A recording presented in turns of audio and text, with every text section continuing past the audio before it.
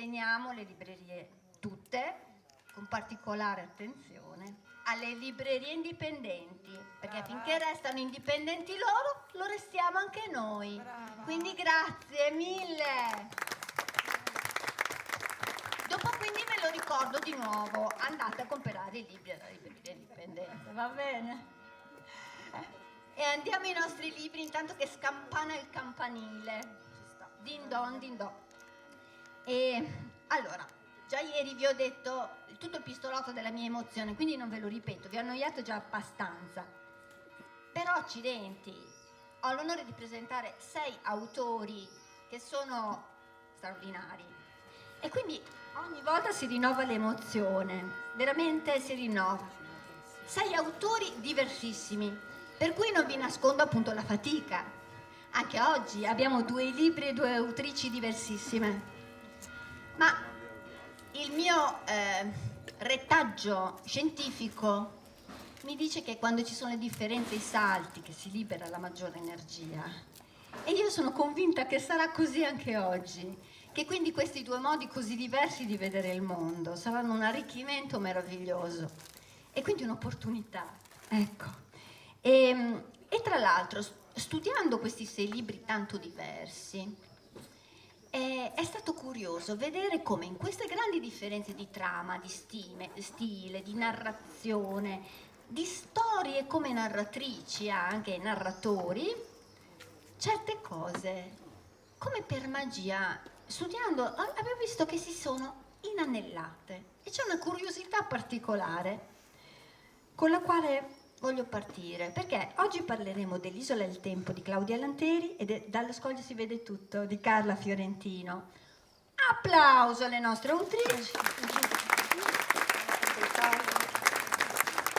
E allora, una cosa che mi ha colpito molto è che ieri vi ho parlato, per chi c'era già, del fatto che nel libro di Angela Lehner c'era un narratore inaffidabile che qualcuno aveva definito un narratore ferito. Questa stessa definizione, ma data da altri, e sono certa che non sia stata copiata, è quella che viene data, ad esempio, anche al narratore del libro di Claudia Lanteri. Allora, anche in gola, all'inizio alla lancia, partiamo con Claudia, ma per caso. Oh, va bene, ecco. E partiamo con l'Isola e il Tempo. Posso chiederti, Claudia, se ti va di leggere il tuo incipit? L'ho proprio circondato da 2 segnetti. Ti va? Da quassù non riesco a sentirli. So che mi chiamano perché li vedo. Tengono le dita strette a conca, come un megafono. Così il vento può prendergli le voci e spingerle più in là, dove da sole non potrebbero arrivare. Verso lo sbarcatoio, verso in campagna, in chiesa.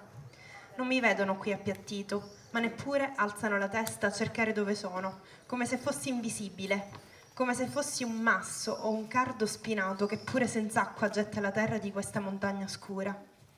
La luce è di quelle che inghiottono tutto: arbusti, pietre, pali, baracche, siepi di fico d'India, tutto mangiato in un ammasso di bianco senza ombre che annulla l'eco del mio nome. Tra un poco si stufano di chiamare. Grazie infinite. Questo è l'inizio di una storia negli anni 50 in un'isoletta di fronte a Lampedusa, è vero? Va bene, perché il sicuro non lo so, ragazzi, neanche l'ungherese, il polacco, il tedesco ieri e... Neanche il tabarchino, immagino. No, mannaggia, quanto, cioè, ho un'ignoranza enciclopedica, ragazzi, ovunque cerchiate c'è il vuoto. Ma negli anni 50, in quest'isoletta che non viene mai nominata, accade qualcosa. In una piccola comunità arriva un barchino. In questo barchino c'è un uomo e il cadavere di una donna che è sua moglie. L'uomo dice che era lo skipper di una barca a vela che ha preso fuoco. Lui si è salvato, ma oltre a sua moglie e il cadavere di questa bellissima donna c'è una famiglia, madre, padre e 3 bambini, sono morti tutti. Assiste a questo arrivo strano, un bambino che si chiama Nonò. E Nonò inizia attorno a questo evento, a costruire la sua storia, che è una storia lunga, complicata, per cercare di capire che cosa sia successo veramente. E da qui si dipana la tua storia. E ho la fortuna di conoscere, di essere amica dell'insegnante che ha visto nascere il libro di Claudia alla bottega di narrazione, che si chiama Emanuela Canepa. E tempo fa questa mia cara amica mi chiamò dicendo: oh ragà, c'è un libro bellissimo, c'è una ragazza che scrive benissimo. Questa ragazza era Claudia Lanteri, il libro era L'isola e il tempo, e quindi insomma sono stata felicissima di poterlo leggere, onorata di sentire la tua lingua. E prima di passare a qualche domanda quasi intelligente, come ieri, la domanda banale, ovviamente, ma dovuta per capire un po' di più, è com'è nata L'isola e il tempo e perché parlare di Nonò?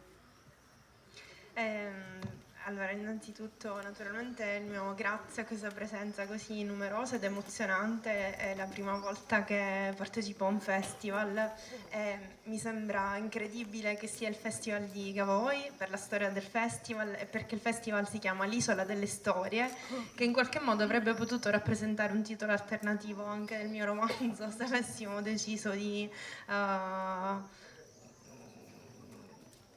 variare, se avessimo avuto il bisogno di trovare una via alternativa. L'Isola delle Storie perché il romanzo che è ambientato su questa piccolissima isola che io ho deciso di non nominare mai per tante ragioni, perché ci piace custodire come segreti e speciali i luoghi che sono i luoghi del nostro cuore, perché l'isola esiste veramente. In qualche modo io desideravo mantenere un pudore dello spazio, anche perché l'identità si definisce, l'identità del sé si definisce a partire dall'identità altrui, dal confronto con gli altri, e come probabilmente verrà fuori nel corso della nostra chiacchierata, l'identità di Nonò è un'identità problematica.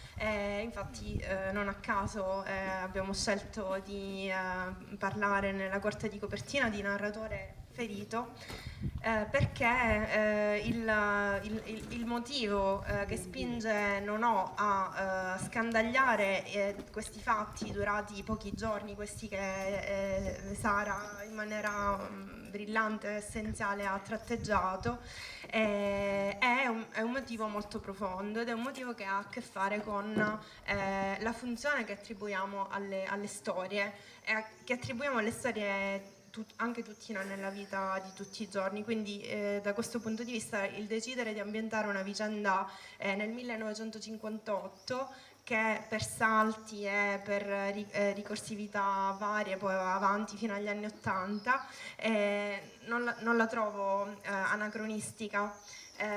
Mi sembra che il romanzo si ricolleghi a una tradizione di moltissime autrici e autori.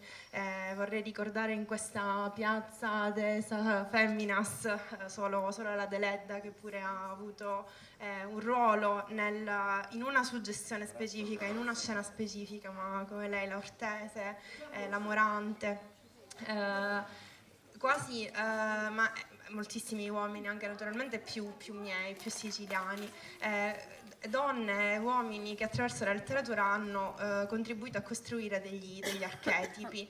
In questo senso la vicenda è una storia che che interroga continuamente se stessa, perché c'è qualcosa di traumatico che ha segnato l'esistenza di questo ragazzo.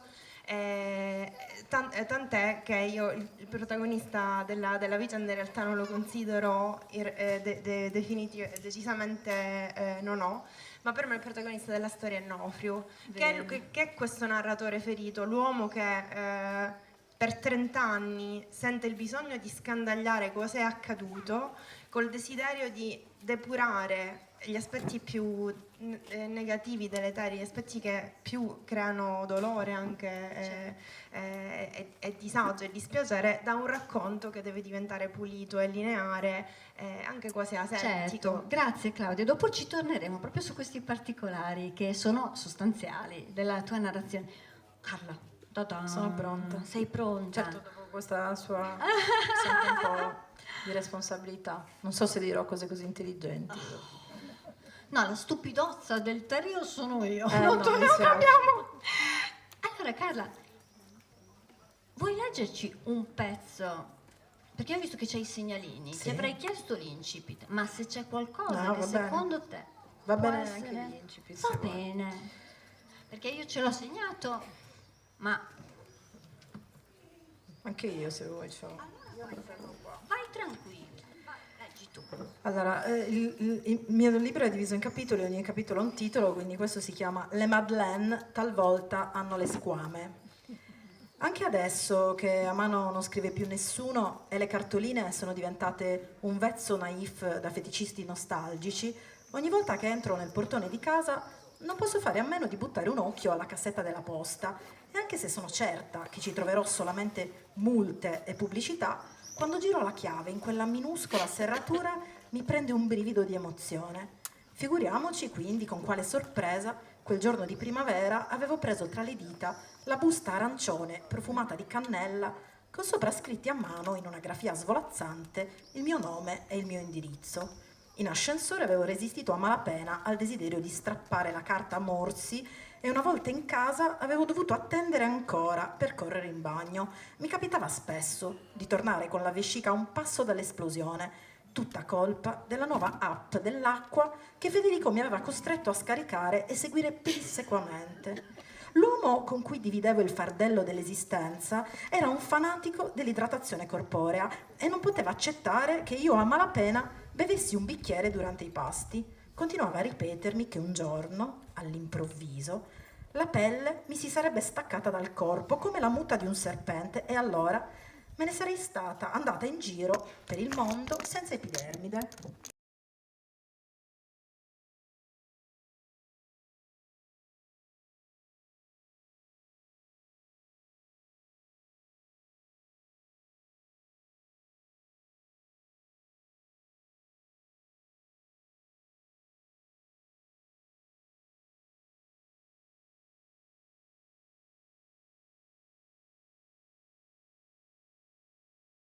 Bere l'acqua, ok?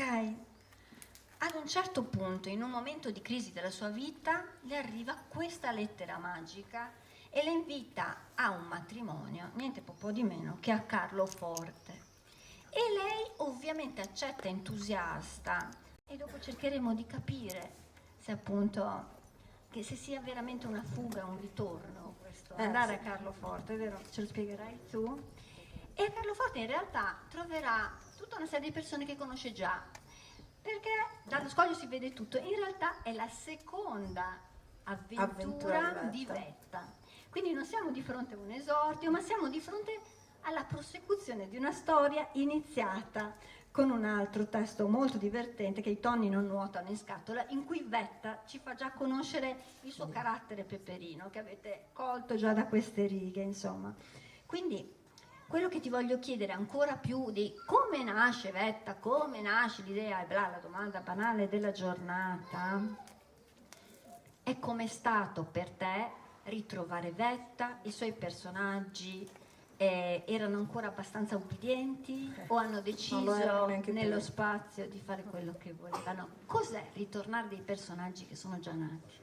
Beh, allora, io devo dire, quando ho scritto I tonni non nuotano in scatola, non avevo nessuna intenzione che proseguisse, come dire, quindi già in questo i personaggi hanno fatto la loro, nel senso che mi hanno estorto il fatto di non essere dimenticati, chiusi nel primo libro.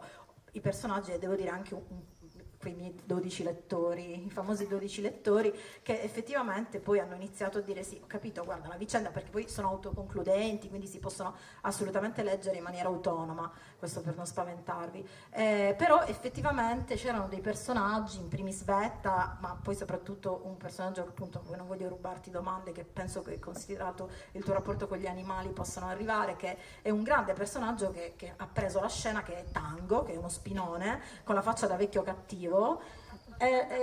Però Perdono non perché parla di un cane. Allora. perché in realtà lui è proprio uno delle grandi ragioni che mi hanno spinto a tornare in questo secondo episodio, ed è stato proprio in realtà un tornare a casa, e il fatto di mettermi a scrivere mi ha dimostrato che avevano ragione i lettori e che bisognava tornare a casa. È vero, erano ancora vivi e scalpitavano. Sì, stavano proprio lì e avevano già una loro storia Esatto. molto ben precisa in testa da dettarmi, ecco. Ma che bello. E allora, i vostri libri appunto sono diversissimi, lo abbiamo già detto, ma hanno dei punti. L'hanno sentito anche, diciamo, molto. Scusami? L'hanno sentito, perché devo dire che abbiamo dato 2 saggi proprio che secondo me davano veramente E ci tenevo molto che si sentissero le vostre voci, no? Nella differenza, però è bellissimo. Avete però anche tante cose in comune. Prima di tutto che entrambi i libri vedono un mistero, ma il mistero non è il centro delle questioni, ok? E però c'è un mistero, per cui non vi capiterà, come è capitato a me, che a domanda 2 dicono chi è l'assassino. Poi state tranquilli, non vi spoilererò, perché mi è capitato anche questo. Ma l'altra cosa che avete in comune, nelle vostre differenze, è l'isola. Ma l'isola in 2 concetti molto diversi, perché nel caso di Claudia è un'isola che chiude per certi aspetti, no? Sta lì, è uno spazio che delimita, culla, accudisce, mentre invece nell'isola di Carla e di Vetta, e quindi del suo personaggio, l'isola diventa il luogo di un cambiamento, di una fuga, è proprio l'opposto, e l'altro rispetto alla routine è il luogo dell'apertura. Ovviamente vi volevo proprio chiedere questa visione così diversa del concetto di isola, insomma, com'è stato per voi? Come mai l'isola di Nonnò lo avvolge tanto che addirittura c'è una pagina in cui, ecco, pagina 293 nel libro di Claudia, ed è inutile illudersi di trovare pace lontano da qui. Nonnò dice questo. Com'è l'isola? Chiude?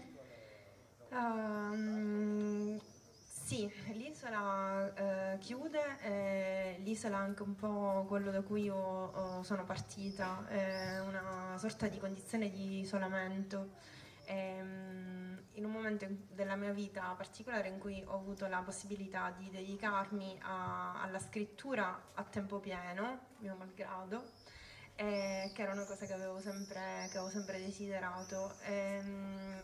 L'isola è stata è nata attorno a una scintilla di un episodio di cronaca molto, molto semplice, avvenuto altrove, non è tanto importante, ciò che è importante è il contenuto, il nucleo narrativo. Un personaggio dà una versione di un fatto e la versione di questo fatto viene sconfermata dall'arrivo di un altro personaggio. Parlo di personaggi perché ho già operato questa traslazione tra lo spunto della realtà e quello che poi sono diventati questi personaggi per me, però questo è un fatto che è accaduto a delle persone. E nel momento in cui ho scelto di farlo mio, questa banale situazione di verità sconfermata dalla presenza fisica di un corpo, dal solo arrivo in scena di un corpo, mi sono cominciata a interrogare su quali potevano essere i legami con la mia vita, con la mia esperienza, con le mie memorie, e mi è venuto in mente questo luogo in cui io sono stata sempre molto felice. È un luogo come molte isole anche della Sardegna, anche se questa è la mia prima volta anche in Sardegna, non solo a un festival, però posso immaginare che ci siano tanti luoghi che conservano un carattere irredento, ribelle, selvaggio e in cui la permanenza all'interno di quel luogo necessita il tributo di uno spirito di adattamento che non è da tutti. Ci sono luoghi aspri e questo luogo aspro fa sì che anche le persone tra di loro in qualche misura in certe circostanze della loro vita siano aspre, e questo è quello che accade al bambino Nonò. Il bambino tredicenne Nonò che vive in un piccolo paese di poche migliaia di persone, sono contadini, raccoglitori di capperi, di lenticchie, sono pescatori, suo padre è uno sponzaro che è quello che raschia il mare con le reti per tirare fuori le spugne naturali. Sono sicura che anche qui certo. in Barbagia magari no, però conosciamo i ruoli del mare, li conosciamo anche qua, insomma. E quindi la scelta è stata naturale, quella di un'ambientazione che ti permettesse di muovere in maniera adeguata i personaggi che ti erano nati dentro. Grazie a una ragione. Quello che succede al personaggio è che il personaggio in qualche modo si viene a confrontare con un'assenza, una serie di assenze a vari livelli, l'assenza di giustizia ad esempio che comporta il mancato scioglimento di una vicenda investigativa. Il libro è un giallo letterario, c'è un'indagine, ci sono dei carabinieri, c'è un sospettato, ci sono tutti gli ingredienti tradizionali di quello che potrebbe essere il noir, un'ambientazione noir, però non è questo il punto. Quello che manca davvero alla vita del protagonista è l'empatia. E infatti poi allora ci torneremo. Non mi rubare le domande anche tu, perché me le rubate anche lei. Grazie, quindi insomma è così. E invece l'isola che apre, che è l'apertura, che è la porta di fuga. Beh, allora, ovviamente qui ci sono due generi di risposte. Una è autobiografica, nel senso che l'isola di Carloforte è il mio luogo dell'altrove. Ecco. E in questo c'è da dire che io sono un'isolana che però da 24 anni non vive più sulla mia isola, che non è Carloforte, è Cagliari, ma in qualche modo poi alla fine Carloforte si è presa tutto da questo punto di vista. Quindi quando si parte, ecco, molti magari di noi anche qui lo sono, perché a lui poi si capita che ci si riunisca, i sardi che sono espatriati, e quindi l'isola non rappresenta naturalmente più una chiusura, ma rappresenta per sempre il luogo dove la tua anima resta. E quindi è anche il posto dove a quel punto si ricovera tutte le volte che il quotidiano gli va stretto. E qui ci torneremo perché di fatto stai dicendo, ma correggimi, e qui ci torneremo perché è un concetto interessante. Anch'io sono una sarda trapiantata da tanto tempo, che è un luogo che sembra un luogo della fuga, ma un luogo di ritorno. È un luogo di ritorno dove sai che stai bene, cioè dove pensi di andare quando comunque il resto ti va stretto. E l'altro lato però in questo caso, ed è qui secondo me anche la differenza tra le due isole importante, è che l'isola di Claudia è un'isola segreta, della quale lei ha voluto preservare l'identità. Nel mio caso è un'isola dichiaratissima, tant'è vero che mi ruba costantemente la scena, perché ogni volta che mi capita di presentare il libro in giro, anche proprio per l'Italia, c'è sempre qualcuno che viene e dice Carloforte, perché effettivamente Carloforte accomuna tanti come proprio persone. Isola di fuga, certo. L'isola dove la gente sta proprio secondo me per la sua caratteristica, non che non sia un'isola chiusa, perché poi emergono nel romanzo, diciamo nella mia caratterizzazione dei Carlofortini o dei Tabarchini, e non so, appunto, immagino che molti di voi ci siano stati e conoscano le caratteristiche peculiari di un popolo molto curioso e di un luogo che già per sua natura è un luogo aperto, perché è un'isola in Sardegna dove non vivono i sardi, nel senso che loro non si considerano sardi, chiamano i sardi sardi, è popolata appunto da gente che parla il genovese, che cucina con piatti di derivazione mista tra la tradizione genovese e quella addirittura africana, perché gli abitanti di Pegli in realtà erano passati prima per lunghi anni a Tabarca, quindi è un'isola dove l'apertura è di casa. È l'isola nell'isola, come diceva Josephine Johnson. Sì. L'isola nell'isola, e appena scivolando sul concetto di isola così diverso, e ovviamente non può non appartenerci, perché tu sei siciliana, tu sei sarda, si è e si resta quello che si è, lo dicevamo poco fa. Ecco, torniamo a un'altra cosa. Allora, torniamo all'isola, ma torniamo con Claudia ad esempio a Nonò e questo suo vivere negli anni, attorno, avvolge la sua vita attorno a quel punteruolo che è l'arrivo del barchino. E quindi già tu hai citato il fatto che su quest'isola Nonò vivrà la sua vita attorno a quell'evento e quindi Nonò racconterà la sua storia per tanti anni. Per permettere questa narrazione particolare, tu hai messo a punto un registro linguistico complicatissimo, che è evolutivo, utilizza i dialetti, ma soprattutto ti permette di seguire un ragionamento, una narrazione che cresce con l'autore, ritorna bambina. E quindi volevo farti qualche domanda su proprio questo lavoro linguistico profondo che tu hai svolto per accompagnare il lettore lungo la lunga strada di Nonò durante gli anni e durante la sua crescita, i cambiamenti dell'isola che passano attraverso questo strumento di linguaggio. Prima di rispondere a questa domanda volevo aggiungere un altro aspetto alla questione dell'isola e della diversità dell'isola, perché un'altra somiglianza che ho ravvisato nel modo in cui gli isolani si percepiscono, che collega Carloforte all'isola di fronte a Lampedusa, è un'isola delle Pelagie, la mia isola diciamo, è questo legame profondo, ombelicale con la terra. Si riflette sul concetto di come gli isolani in entrambi i libri stiano male in fondo ad allontanarsi, a mettere un piede sulla passerella del vapore, dice qualche volta Onofrio da adulto, cosa che pure molti riescono a fare. Qualcuno riesce a recidere quel legame ombelicale con l'isola, e però c'è qualcosa di irrisolto, qualcosa resta. Anche a trasferirsi a Roma c'è un'inespressa nostalgia che forse deriva dalla condizione isolana, cioè dal fatto di essere nati su un'isola e dal percepirsi anche inconsciamente separati dal resto del continente. Confermi, Fiorentino? Io confermo. Lo dicevamo poco fa con dei signori che sono andati adesso. Si vive sempre come se ci fosse qualcosa che tira.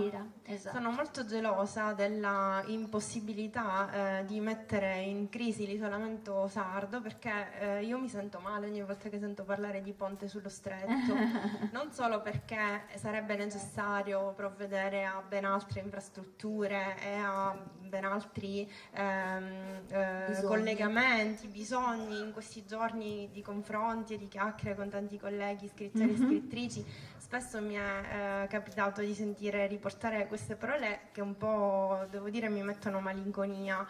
Venire in Sicilia è un macello, ci sono le ferrate con una linea soltanto. Noi invece in Sardegna abbiamo delle infrastrutture. Ma ragazzi, ma è facilissimo arrivare in Sardegna. Sempre più facile, diventa sempre più facile. Sempre più col facile. progresso. No, ma non c'è problema. Però ecco, è anche una questione di buona volontà. Se in un luogo così racchiuso da foreste, che pure a me sembrano familiari perché mi ricordano le mie madonie, tutte le roverelle, certo, le querce, i lecci, gli abeti, c'è un'iniziativa, espressione di tanto e tale amore per i libri, che le persone vengono da contrade vicine, da paesi vicini. C'è qualcosa di vivo, certo, che va preservato, e quindi io il ponte non lo voglio come, bene, siamo come d'accordo con te, vai così. Niente ponte, neanche tra la Sardegna e Genova, cortesemente, perché insomma non si sa mai. Dal punto di vista linguistico questo è un ribaltamento. Qui si può compiere un ribaltamento, perché paradossalmente la condizione di isolamento favorisce anche il transito, ha favorito il transito di tante popolazioni sul suolo siciliano, da cui deriva la ricchezza dialettale e linguistica a cui ho scelto di attingere a piene mani, per molte ragioni, la prima delle quali è una ragione di correttezza filologica, vorrei dire, in una storia ambientata nel 1958, raccontata da un bambino poco acculturato di 13 anni, il quale si vanta senza moto, il bambino di 13 anni il quale si vanta di aver fatto... Ma quanto è lunga sta salita? Il quale si vanta di aver fatto per ben 2 volte la sesta classe, non perché è scarso, è stato bocciato e ripetente, ma perché è l'unica scuola a disposizione, quindi meglio rifare le stesse cose 2 volte che non avere accesso agli studi. Allora mi sembrava giusto attingere al patrimonio vernacolare per rendere giustizia delle cose e dare il giusto referente agli oggetti, agli uccelli, agli animali, e per fare questo ho interrogato gli abitanti dell'isola. Bravo. Poi è un libro che anche dialoga con tanti classici, soprattutto nella letteratura italiana. Io leggo più volentieri gli autori italiani che stranieri, e qualcuno in qualche modo ti regala qualcosa, ti dà una suggestione, uno spunto, qualcosa che tu decidi di annotare, e il fatto di citarlo anche esplicitamente all'interno del tuo testo io lo trovo bello, me lo rivendico, perché è come dare nuova vita a ricollocare in qualche modo un contesto letterario dentro un altro, riattualizzarlo e dargli respiro, farlo vivere. Grazie Claudia, grazie. Carla, andiamo a Vetta. Andiamo. Perché Vetta è simpatica. Vetta è una persona che ha una delle doti fondamentali che sono identificative dell'intelligenza, ed è la curiosità. Perché Vetta arriva per partecipare a un matrimonio, per fuggire un po' alla sua quotidianità, ma non sfugge alla persona che è. Non solo dopo capirà che non sfugge ai suoi problemi, perché dai problemi purtroppo non si scappa, ma non sfugge dalla persona che è. Lei è una giornalista. Lei, quando le grane non le saltano addosso, è lei che le va a cercare. Fino a quasi crearsene. Fino a crearsene. E infatti Vetta scoprirà che c'è una casa nascosta fra le rocce, e mentre qualcuno di noi dice «Oh, va che bella casa, chissà cosa costa, se l'affittano l'estate prossima», Vetta dice «Ma chi abita lì?» E là parte il mistero, nel quale in realtà lei cerca di declinare se stessa, sì, con una tenacia meravigliosa. Tra l'altro, nel tuo libro, in questa seconda avventura di Vetta, appaiono tantissimi personaggi che sono esterni all'isola, addirittura dei turisti giapponesi o delle persone giapponesi venute appositamente per il matrimonio, non svelo di più, no? Quindi è pieno di personaggi, Vetta compresi, che si trovano in questo ambiente particolare.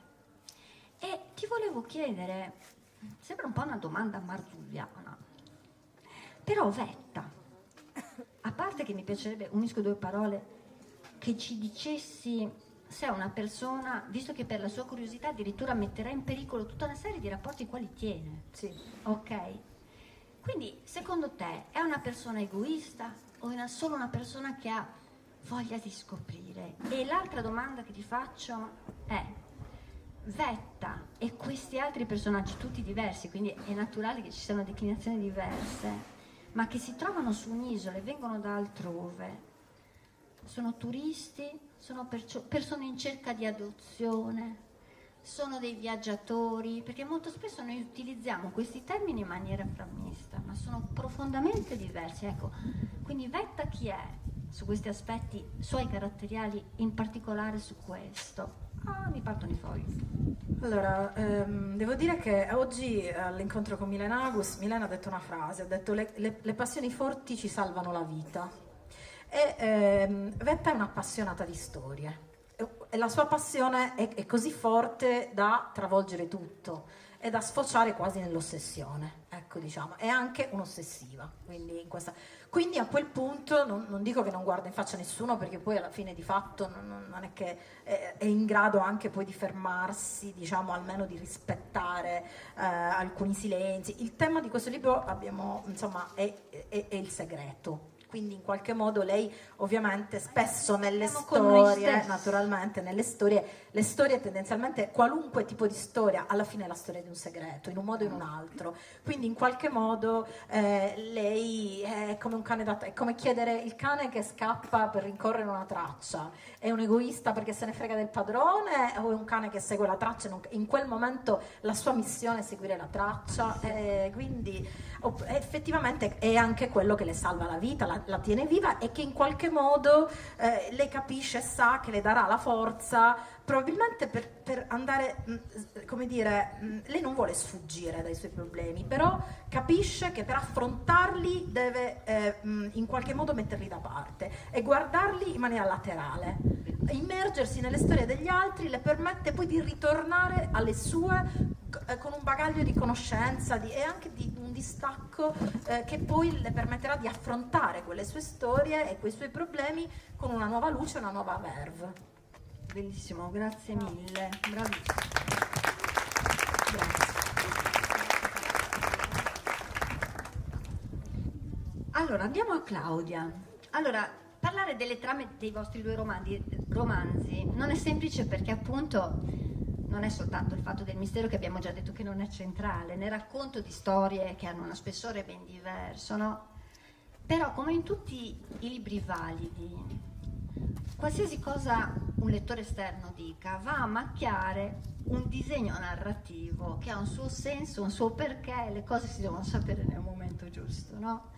E quindi appunto proprio in questa chiave è difficile parlare dei vostri libri, perché sono un accompagnamento al lettore all'interno di una storia, in una crescita progressiva nella conoscenza dei personaggi. Però una cosa che mi ha colpito del tuo libro, Claudia, è il fatto che oltre a Nonò ci sono tanti altri personaggi, perché prima tu l'hai detto, noi non siamo singoli, siamo delle relazioni, siamo insieme con gli altri e di fatto Nonò si muove all'interno di questo rimbalzare appunto con gli altri, con la restituzione di altri personaggi che passano mentre lui appunto gira attorno a quell'evento per il quale hai detto cerca giustizia, no? Ecco, e i personaggi sono veramente tanti e non sono mai insensati come nelle storie deve essere. Ogni personaggio porta la sua importanza, il suo cambiamento, il suo messaggio alla storia. Di tutti i personaggi, ma vi accennerò soltanto chi è. Il mio preferito è una bambina, che però non vi dico chi è, però c'è una bambina che mi è piaciuta molto, non dico altro. E chiedo invece, qual è il personaggio della storia, al di là di Nonò, al quale sei più affezionata e come mai? Intanto riagganciandomi a quello che diceva Carla, che mi risuonava molto questo parallelo ulteriore che si stabilisce tra il personaggio di Vetta e il suo modo quasi di appropriarsi delle storie degli altri, voglio dire anche un po' per distrazione, perché troppo satura dalle proprie, che mi sembra il movimento speculare che fa invece Nofrio. È come se Nofrio, all'esatto opposto, affidasse la sua storia incessantemente, senza stancarsi mai, a chiunque passi, a ogni persona che incontra per 30 anni. Parla con i turisti che nel tempo hanno cominciato a frequentare l'isola più spesso, parla con la nuova maestra, parla con il nuovo maresciallo, parla con i sassi, con i cagnolini, parla spesso anche da solo. E stilisticamente è stato divertente cercare di fare questo, cioè arrivare come una suggestione al lettore anche chi è il destinatario di quella determinata narrazione, proprio perché io volevo che in qualche modo l'isola e il tempo del titolo rappresentassero una struttura circolare. Il racconto ha spesso questa funzione anche ipnotica, noi ci convinciamo di qualcosa e ce la ripetiamo così tanto finché quella cosa effettivamente non diventa vera, e vale per i singoli, vale per gli stati, vale per tutto.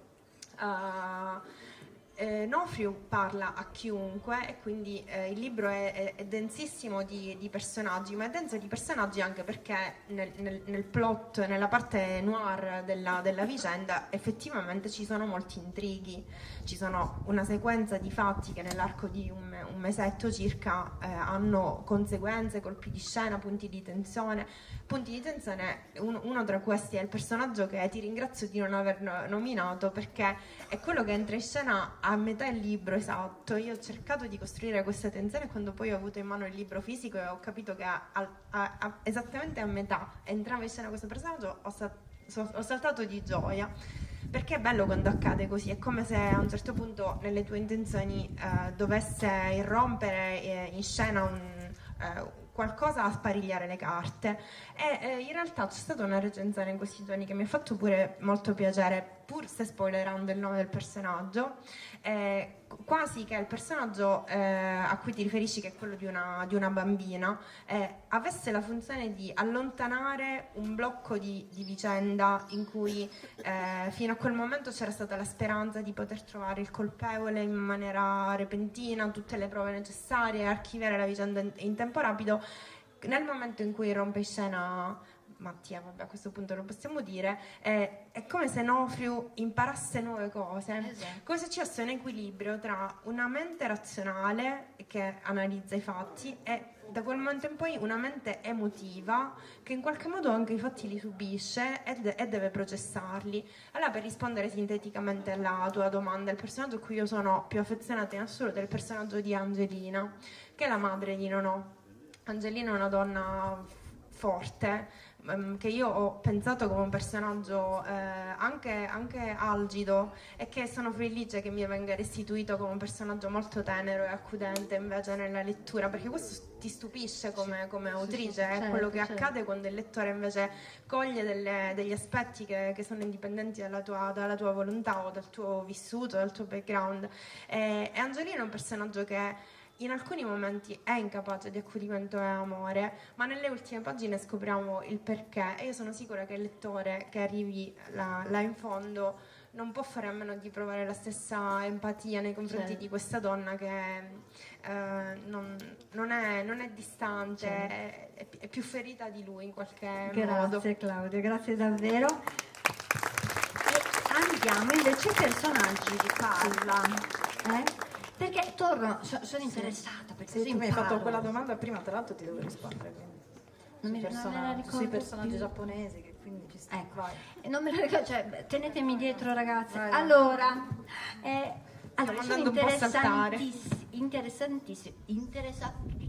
Interessatissima in quanto scrivo seriale ed è seriale anche tu, e quindi sono qua perché voglio farti delle domande, perché quando si scrive serialmente le dinamiche che si creano sono diverse, Certo. non soltanto perché appunto i personaggi ad un certo punto fanno quello che gli pare, ed è qualcosa che chiunque scriva seriale conferma, perché loro crescono, cambia la storia e cambia anche tu nel tempo, direi. perché anche tu Passano gli scrivi in anni differenti, e quindi è una modifica di te stesso che legge il mondo, che non è assolutamente secondaria, no?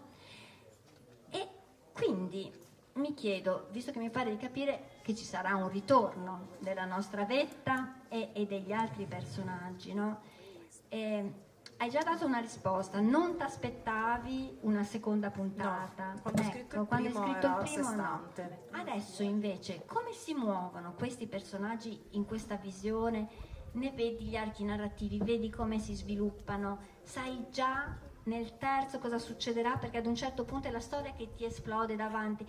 Cioè, com'è per te questa esperienza di narrazione lunga, prolungata nel tempo, e nel quale bisogna spesso arrendersi al fatto che non siamo noi a controllare non puoi fare tutto. altrimenti che scrivere.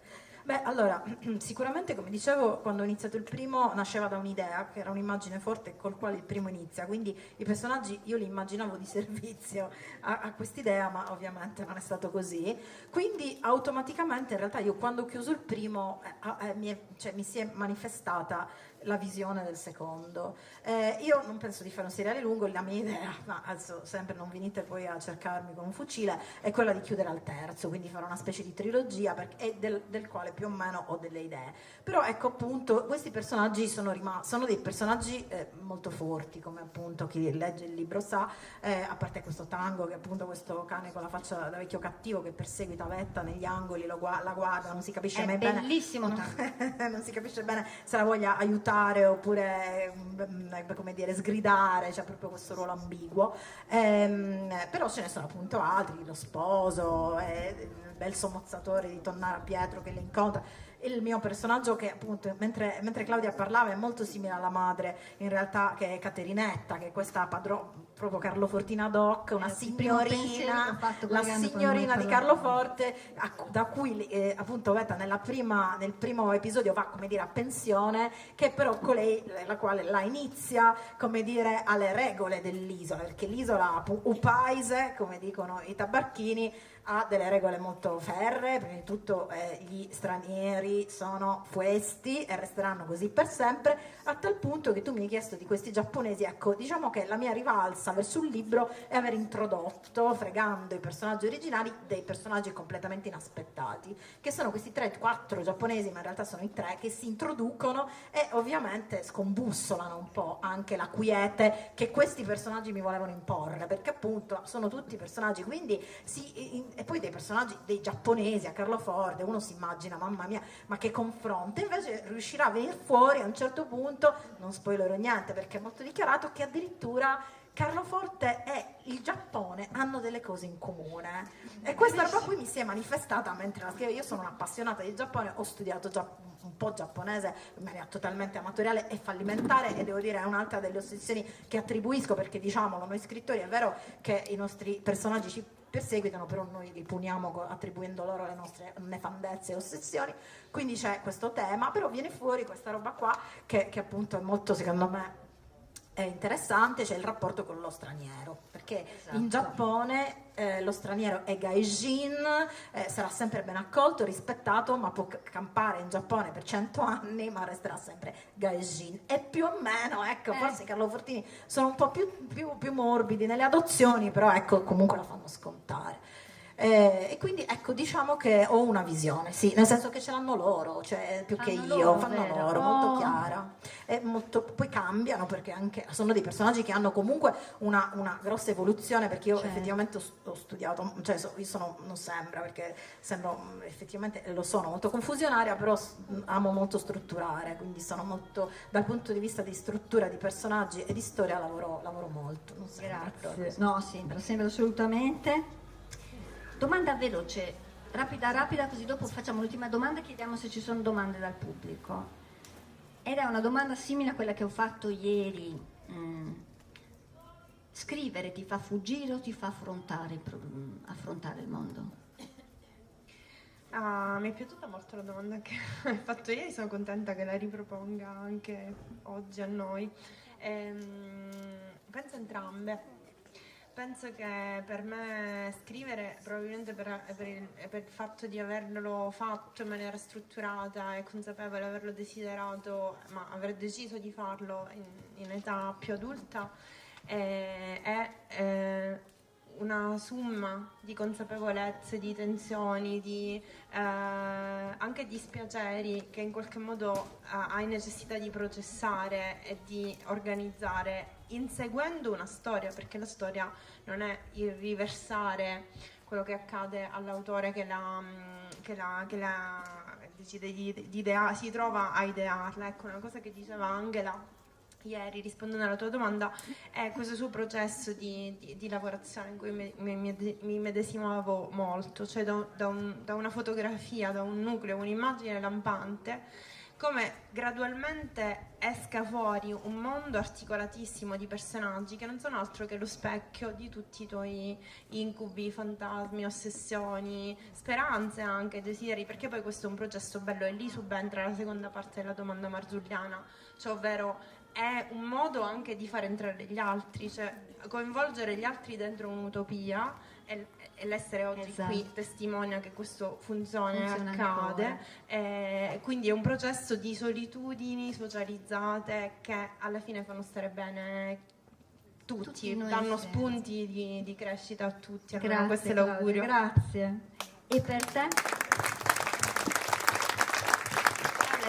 Allora, per me scrivere è il modo per affrontare, per riflettere sul mondo e sulle cose del mondo, nel senso che io appunto sono, diciamo, una persona molto fattiva, molto, diciamo, anche che fa tanto, e quindi scrivere per me è proprio un modo di fermarmi e pensare le cose, cioè io penso le cose scrivendole, è sempre stato un mio modo, devo dire la verità, ma anche banalmente durante le riunioni io se non scrivo e non faccio gli appunti su tutto, cioè io mentre le scrivo mi rendo conto che le assorbo, e quindi lo stesso vale alla fine abbiamo detto per esempio il tema del libro è i segreti, ma nello specifico hai detto subito che Vette è in crisi e ha una coppia longeva, e il tema in realtà poi il sottotema, poi ce ne sono tanti, è sicuramente il ruolo dei segreti nelle coppie longeve, e questo era un tema che io avevo dentro, sul quale mi premeva riflettere, e per poterci riflettere l'ho dovuto infilare nel libro, e attraverso Vetta e il suo modo di vedere le cose, parlarne, e anche tutte le questioni, diciamo, che accadono nel libro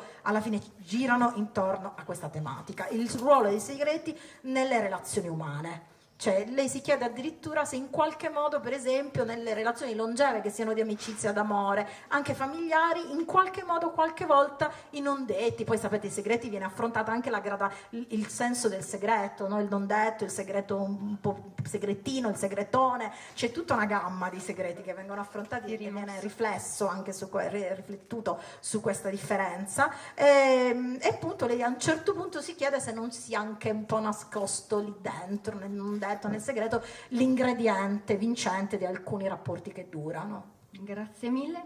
C'è qualche domanda dal pubblico? Applauso, grazie. C'è qualche domanda dal pubblico? Nessuno braccino alzato? Posso farne un'altra io? Se no io cedo lo scettro. Vado, intanto ci pensate.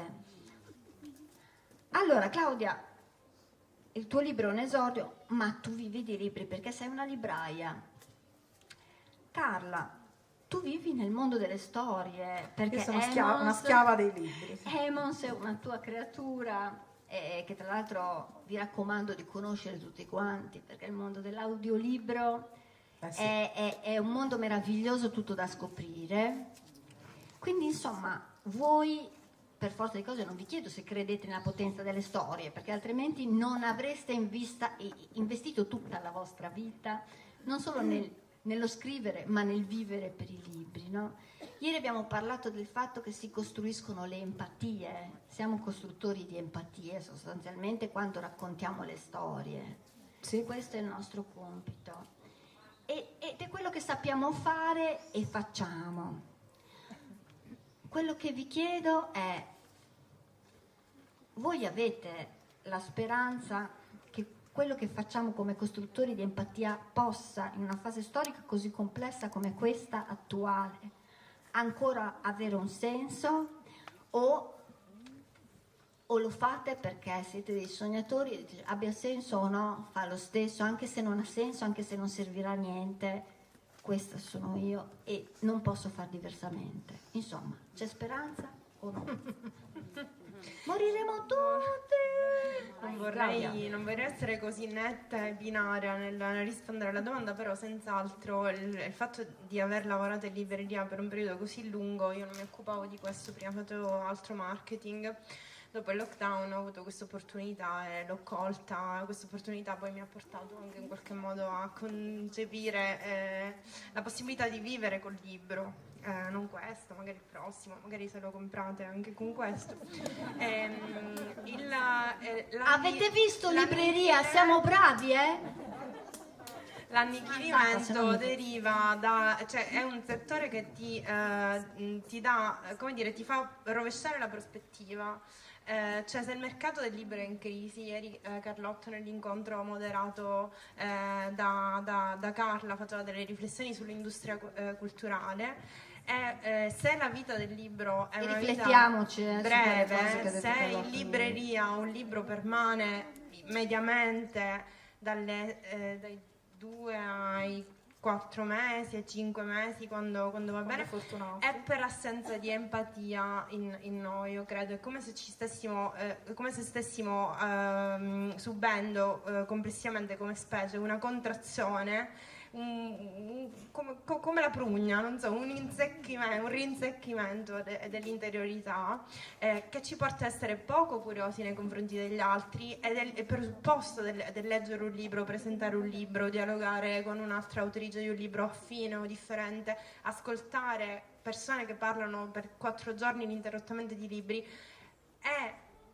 un presupposto di grande curiosità nei confronti dell'altro, di grande apertura nei confronti dell'altro. Quindi c'è speranza, che a voi ci siamo nutrite di speranza. Se noi saremo capaci di superare le necessità dell'industria culturale, anche rallentando il ritmo, anche rallentando il ritmo delle recensioni, degli incontri, dei presidi, secondo me c'è speranza, perché l'essere umano non si stancherà così facilmente di conoscere qualcosa, di vivere una vita differente attraverso la vita rappresentata da un libro o dall'audiovisivo, in maniera permanente. Grazie.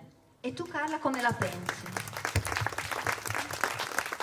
Cosa ci dici? Beh, allora, considerato che appunto io sono più di 20 anni che vivo per i libri, a causa dei libri, direi che sarei folle se contraddicessi Claudia, però ho avuto un esempio proprio, sai, perché comunque tutti noi abbiamo dei cedimenti anche in quello che facciamo.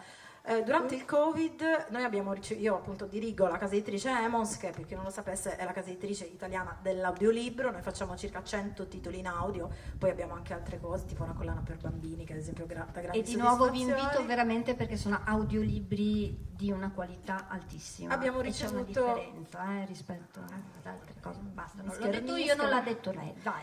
Allora, durante il lockdown abbiamo ricevuto moltissime email di persone che si sono ritrovate sole a casa, perché ovviamente non potevano più andare a lavoro e vivere quindi una vita sociale, che ci hanno detto grazie, perché senza la compagnia di una voce che appunto ha riempito il silenzio del nostro quotidiano noi non ce l'avremmo fatta. E quindi davanti a questa, e sono state tante, devo dire tante, e devo dire questo ci ha proprio dato una forza, ci ha emozionato, ci ha onorato del lavoro che facciamo. Grazie infinite. Allora continuiamo tutti insieme, lettori e narratori, ad alimentare questa voglia di far crescere l'empatia, da raccontarci le storie come strumenti di pace. Ringrazio tantissimo Claudia Lanteri con l'Isola e il Tempo, tantissimo Carla Fiorentino. Grazie. Con Dallo Scoglio si vede tutto. Ringrazio di nuovo le librerie e le librerie indipendenti 2 volte. Diamo occhiata ai libri, su. E noi ringraziamo Sara Fabioni, che è stata bravissima, una compagna di viaggio meravigliosa. Grazie a voi davvero. E naturalmente anche a voi.